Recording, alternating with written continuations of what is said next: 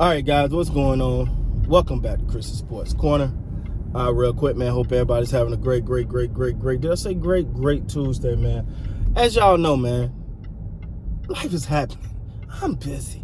I'm running around. I got a lot going on, guys. So my videos got to come from the car. I apologize, but y'all know I'm going to get back to the set. Speaking of the set, man, the missus, a fellow Raptor Nation member.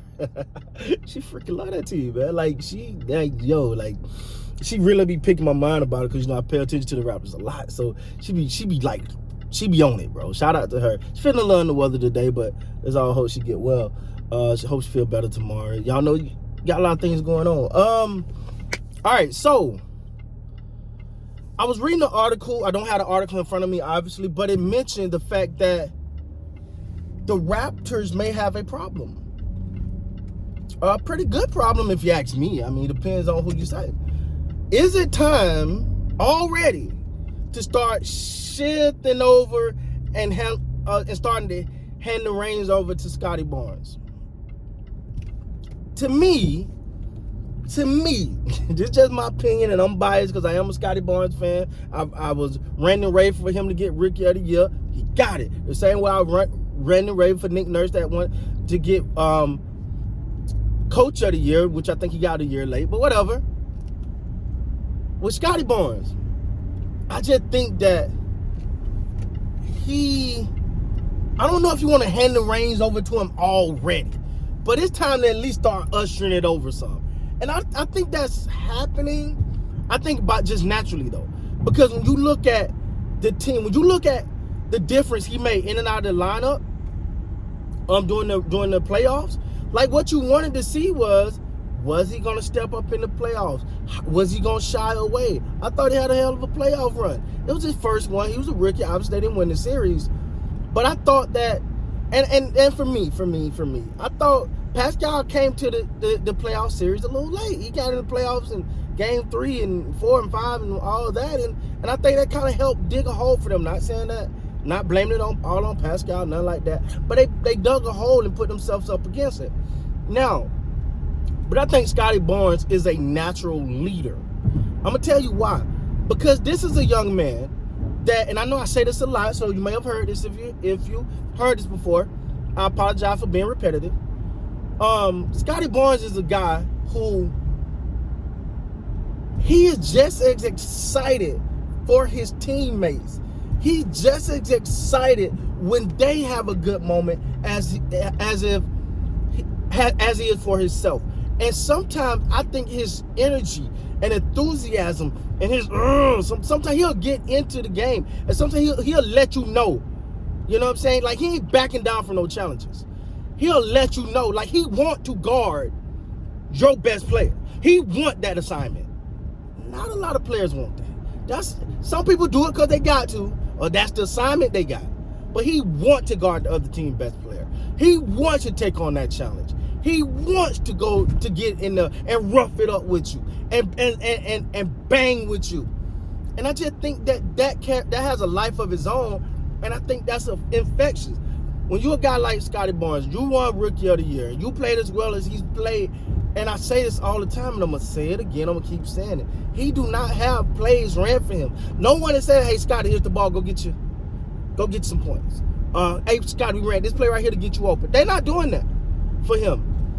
And he was Rookie of the Year. He put up the numbers he put up last year. So imagine when they start doing those type of things. Imagine when they start saying, hey, let's get Scottie Barnes in his sweet spot. All right, Scottie, we're gonna isolate you and get you in a winning matchup. We're gonna try to match their weakest player against you. And they start doing little things like that to maximize his ability. Because Scottie Barnes is doing that just naturally. This is a guy that came off the bench, got into the starting lineup. This is a young man that in the summer league, you seen how excited he was and how much he was like, it was just natural. It looked like he had been on the damn team for 5 years, even times in the playoffs. You will see him point at, hey, do this, hey, come here. Hey, no, this go like this. Hey, do this. You know what I'm saying? See, the thing is, and I hate to say this, and it's just Chris' opinion. Y'all can slam me for it, trust me. I respect it. But to me, Steady Freddie get a pass, right? Because he was injured. He was injured. He gonna get that pass. Pascal, I think, might have regressed a little bit in the eyes of far being the guy for the team, right? Not as a player, but far as being the leader, the guy for that team. Because at the beginning of the playoff, my man, you shrunk. You shrunk at the beginning of the playoff, and it's hard when you look at someone and go, "Hey, dog," because you're not new to the playoffs. You're a champion. The younger guys were supposed to be able to lean on Pascal and lean on Steady Freddie, and they wasn't able to do that. And when you're not able to do that, and you're touted as the guy, and you're supposed to be the guy, it's gonna be hard.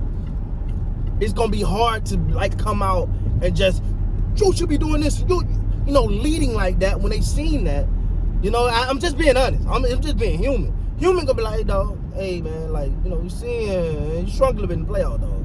Like, and I think guys like Scottie Barnes, you know, the games he played that he wasn't injured, especially guys like Precious, Boucher, like these guys stepped up. These are the guys that stepped up when it mattered most. You know what I'm saying? So you look at that, and then I actually think that injury to Scottie Barnes, man, kind of showed just how instrumental he was to their success. I really believe that. I really believe the injury to Scottie Barnes showed, you know, not only fans but the Raptors, like, yo, this guy, no, not having him is bad. It's bad for the team. It was time watching the game in that series, you'll go, man, if Scottie Barnes was in, that wouldn't happen. Or if Scottie Barnes was in here, he would have got that. You know. So I'm just saying, man, that the article was pretty much saying, is it time to hand the reins over to from Pascal to Scottie Barnes? That's a good question. I think you start the transition. I think you start the transition. I don't know if you just fully put it, hey, you the guy now. Everybody look at you, Pascal, you're going to take a back seat to Scottie Barnes. I don't think you're at that level yet. I don't think you're at that point yet because, for one, you don't want to damage Pascal Siakam mentally in any way. You don't want him to feel shitted on. So, but I do think this is a great question. I think it's something that the Raptors got to look at easing into. I do think Scottie Barnes is the future of that team.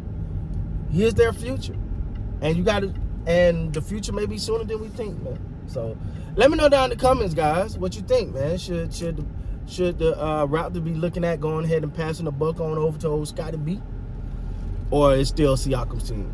Let me know, or is it just a matter of letting him mature a little bit? With that being said, guys, please like, comment, subscribe to the channel while I back up right now. Please like, comment, subscribe to the channel. Until next time, you guys be great, man.